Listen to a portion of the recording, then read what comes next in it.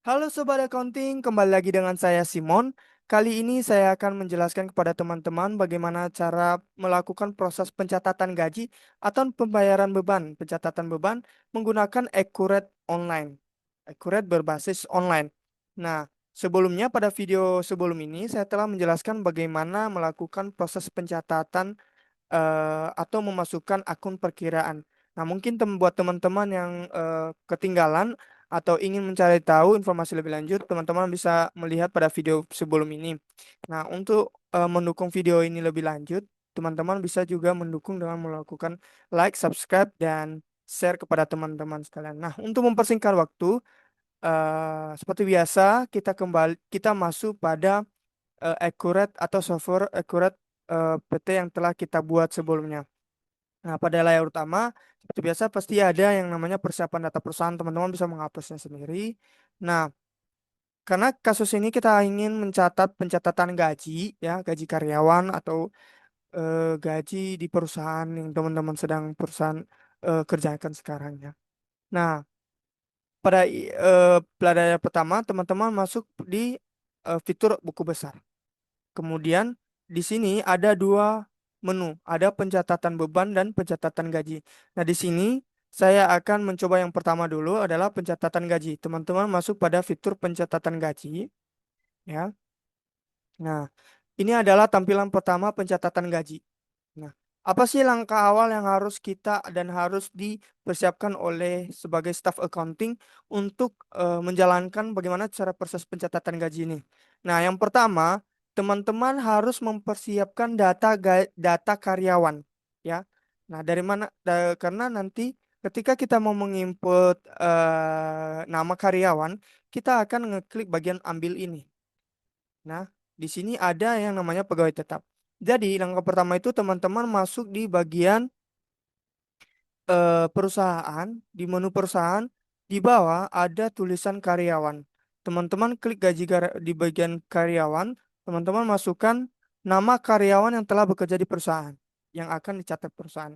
Ya, pertama misalnya kita kasih contoh sapaannya adalah Bapak dengan nama Budi, ya teman-teman, Budi. Budi. Nah, kemudian masukkan posisi jabatan, staff juga bisa. Kemudian tanggal dia masuk ya. Jadi karyawan tersebut dia masuk tanggal berapa. Teman-teman bisa klik tanggal berapa dia diterima di perusahaan tersebut, tanggal 1. Setelah itu eh, Bapak Ibu bisa ngeklik bagian alamat dan pajak penghasilan serta rekening dan melengkapi data-data yang dibutuhkan oleh karyawan tersebut. Kemudian teman-teman klik save bagian save ini ataupun Ctrl S. Nah, data karyawan tersebut telah tercatat. Kita mau melihat nih, data karyawan yang tercatat itu di mana sih? Kita klik yang bagian hijau. Di sini telah tercatat di bagian Budi. Oke. Kemudian apa sih langkah berikutnya? Nah, langkah berikutnya teman-teman masuk di bagian pengaturan preference. Ya, di bagian preference ini teman-teman bisa klik lihat di bagian bawah nomor 2 ini ada akun perkiraan. Klik saja akun perkiraan, kemudian klik bagian perusahaan, ya.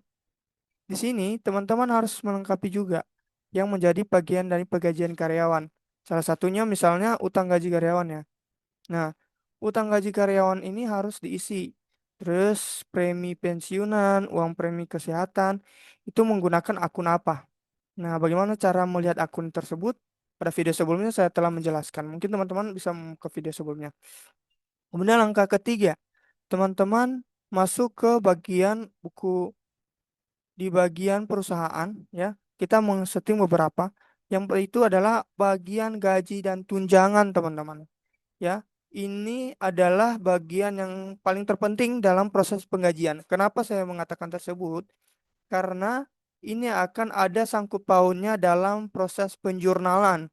Jadi ketika teman-teman tidak melakukan atau membuat akun di gaji pensiunan ini, maka nanti akan error, ya, ada tanda merah. Jadi singkat saja teman-teman masuk di bagian hijau ini. Nah, bagian accurate dia sudah telah menjelaskan atau merinci secara detail. Jadi teman-teman tinggal klik ya bagian apa aja yang perlu teman-teman isi. Misalnya gaji pokok ya teman-teman. Nah, di sini gaji pokok sudah ada tulisan gaji pokok, kemudian ada tipe akunnya, terus bulanan. Nah, teman-teman harus wajib ya memilih akun beban yang akan digunakan pada akun gaji ini. Ya, apabila teman-teman tidak memilih, ini akan error. Kemudian pilih lagi misalnya ada tunjangan hari raya. Klik bagian tunjangan hari raya. Ya, teman-teman tinggal memilih tipe akunnya apa. Ya, tipe akunnya apa? Ya, itu telah dibuat oleh teman-teman di pembuatan akun perkiraan. Nah, saya kasih contoh misalnya beban gaji karyawan saja. Terus kita save. Nah, setelah tersave, ini kan udah sampai langkah ketiga. Nah, baru teman-teman masuk di fitur pencatatan gaji. Nah, pada fitur pencatatan gaji ini, misalnya kita mau gaji si Budi di bulan Januari. Ini sudah tipe pembayaran ini sudah ditetapkan per bulan. Kemudian pilih menu bulan, maksudnya bulan. Nah, teman-teman mau gaji dia di bulan berapa nih? Mencatat gaji bulan berapa? Teman-teman klik yang Januari, contoh ya. Nah, kemudian ini adalah tanggal. Tanggal terhitungnya gajinya dia. Misalnya setiap perusahaan itu kan proses penggajiannya beda-beda ya. Namun pada umumnya biasanya di akhir bulan atau di awal bulan. Bisa tanggal 28, 31, atau bahkan tanggal 1. Ya, di mana proses pembukuan dan pencatatan perusahaan terakhir. Ya, jadi misalnya teman-teman mau gaji dia di tanggal 28. Berarti dia bekerja dimulai dari Januari ini misalnya kan. Kemudian jatuh tempo pembayarannya gajinya itu adalah di tanggal 28 Januari. Ya. Nah, kemudian teman-teman klik bagian ambil. Klik ambil. Di sini akan ada nama-nama karyawan tersebut. Nah, apabila teman-teman langsung merinci secara keseluruhan, teman-teman bisa klik semua. Ya, jadi nanti terperinci semua. Terus tapi teman-teman bisa edit satu-satu. Tapi di sini saya akan memberikan contoh satu saja, yaitu Budi. Kita klik Budi, terus kita klik lanjutkan. Nah, di sini akan muncul namanya Budi. Teman-teman klik bagian Budi, ya. Masukkan gaji pokok, kita masukin gaji pokoknya misalnya 5.500.000 ya. Kemudian teman-teman mau kasih tunjangan makanan. Ya, teman-teman kan tadi sebelumnya kita udah eh, apa namanya atur ya bagian bagian bebannya. Nanti kalau misalnya teman-teman belum atur bagian beban-beban ini akan menjadi error. Jadi ini udah kita harus wajib setting. Misalnya kita mau kasih uang makannya adalah 200.000. Ya, teman-teman bisa atur 200.000. Nah, otomatis di sini dia telah menggunakan perhitungan pajak penghasilan PPh satu menggunakan TER atau tarif efektif rata-rata perusahaan yang telah diatur pada peraturan Menteri Keuangan ya. Em, Tarif pajak yang baru ya, teman-teman. Jadi di sini dia ada Budi kena pajak pada bulan Januari itu sebesar 34.200.000. Setelah itu klik bagian lanjutkan. Nah, teman-teman akan muncul di bagian ini. Kemudian kita klik pada tanda I ini. Ini beban utang PPh satu. Utang beban ini sebelumnya kan saya udah setting ya. Yang saya katakan tadi di preference. Jadi kalau misalnya kita udah setting, nanti dia akan tetap muncul sekaligus. Ya, kemudian ini adalah jatuh tempo PPh. Artinya, Accurate sudah tahu kapan batas pembayaran atau penyetoran PPh satu. Ya, biasanya yang kita ketahui kan 15 bulan berikutnya. Jadi Accurate sudah mencatat. Ini bagian catatan aja apa yang mau menjadi pencatatan. Kemudian di sini ada rinciannya, ada gaji pokoknya, ada tunjangan makan, panjang penghasilannya, dan dibayar nol. Nah, setelah kita buat ini, kita klik bagian save. Ya, periode pencatatan PPh atas gaji Budi lebih kecil dari periode bulan perhitungan. Nah, di sini ada salah, teman. Kita edit. Jadi ya, oke. Di mana bagiannya tadi? Nih, 26, ya 21 ya. Januari dan 21. Oke, jatuh tempo. Kita kasih 31. Coba kita save ya teman-teman ya.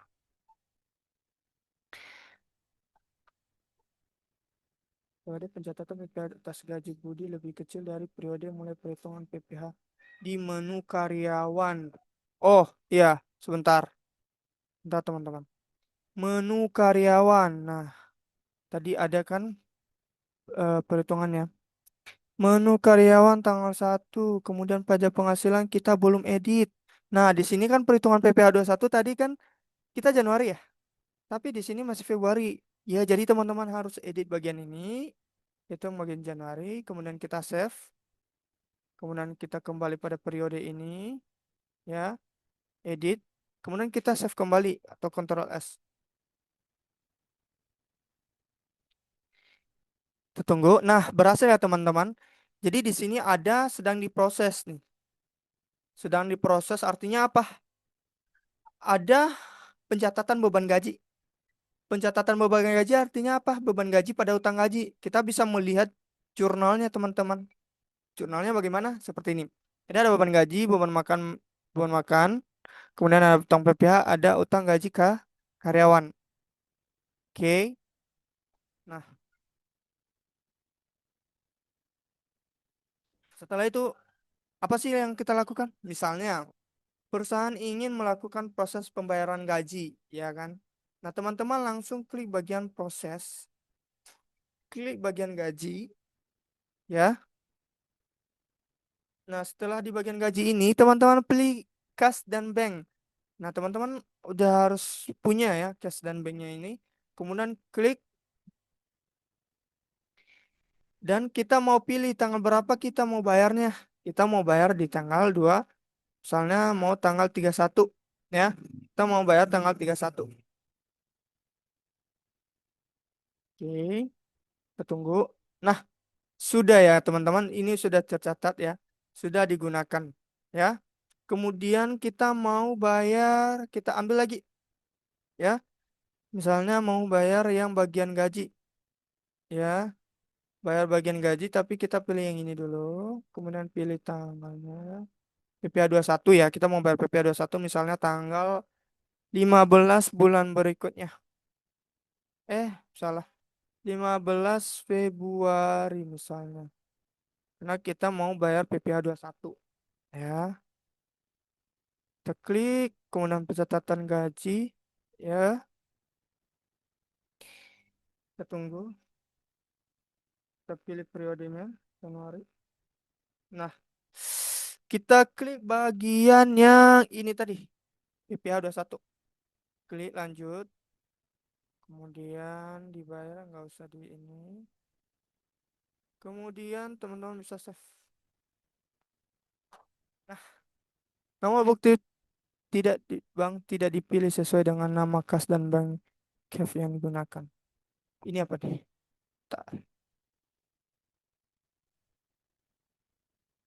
Oke. Nah, udah berhasil ya teman-teman mau bukti tidak dipilih sesuai ya.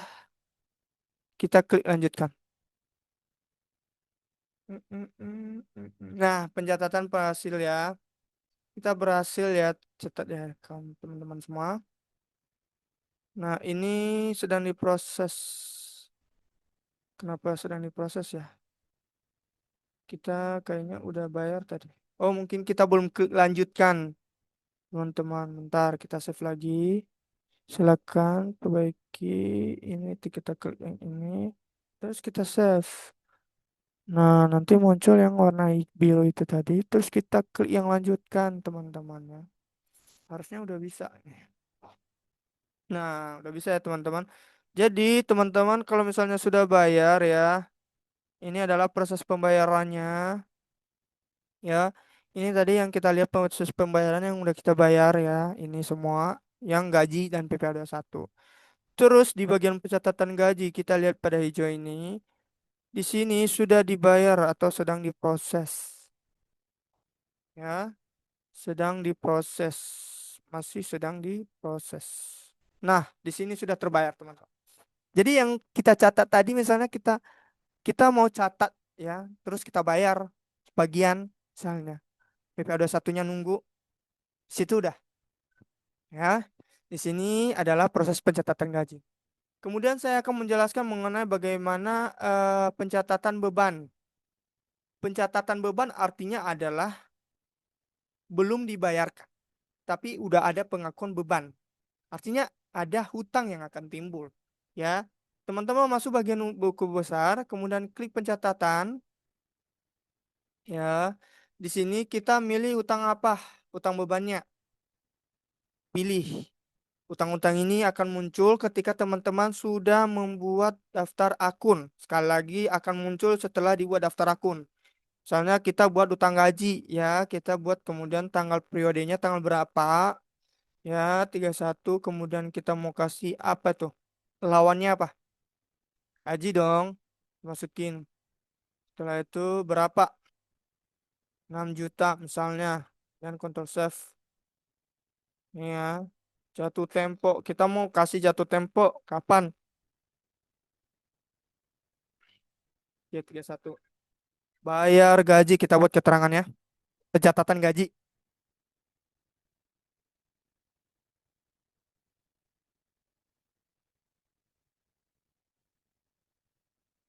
Kemudian kita save. Nah, teman-teman ini berhasil ya. Nah, teman-teman bisa melihat di sini bagian hijau. Nah, di sini sedang diproses, di sini sedang diproses ya, sedang diproses. Nah, teman-teman kalau misalnya udah mau dibayar nih, teman-teman bisa klik terus ambil proses di sini ataupun di metode pembayaran ya. Kemudian baru terus klik yang bagian ambil ya, klik yang pencatatan beban. Ya, bisa langsung dari sini metode pembayaran dia di sini. Misalnya nih kita udah save dulu nih. Ya dong. Tapi bukan langsung kita proses dari itu, bukan. Nah, teman-teman mungkin lupa nih pencatatan gaji atau mau fitur akun lebih cepat. Teman-teman bisa langsung klik bagian pembayaran, klik yang pencatatan beban, ya, klik ambil, terus pencatatan beban, terus klik yang ini, oke, terus klik lanjutkan, dah, kemudian save. Habis di save, nah pembayaran atas gaji melebihi nilai total gajinya. Nah, ini apa nih artinya nih? Nah, ini, nah iya, utang gaji, utang gaji, beban gaji. Ya dong. Ada dua. Ini kita hapus dulu nih. Kita hapus yang satunya. Karena cuma satu orang. Kita kan nggak bayar dua dia tadi. Kita bayar satu orang, Budi.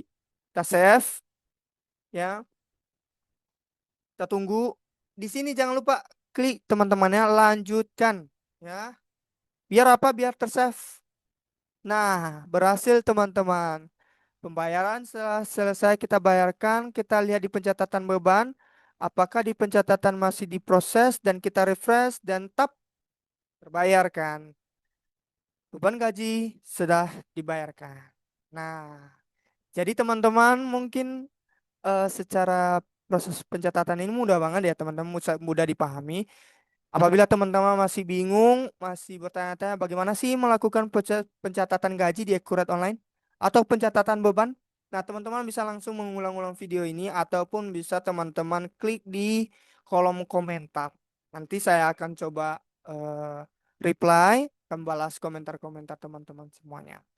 Nah, mungkin sampai di sini penjelasan singkat saya dari proses pencatatan gaji dan pencatatan beban.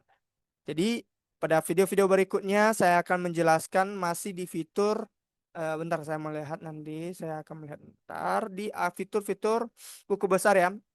Saya akan menjelaskan mengenai jurnal umum, kemudian histori akun, log aktivitas, ataupun nanti monitor anggaran, transfer anggaran, anggarannya. Saya akan menjelaskan di video-video berikutnya. Mungkin itu saja video dari saya, penjelasan singkat dari saya. Sampai jumpa di video berikutnya.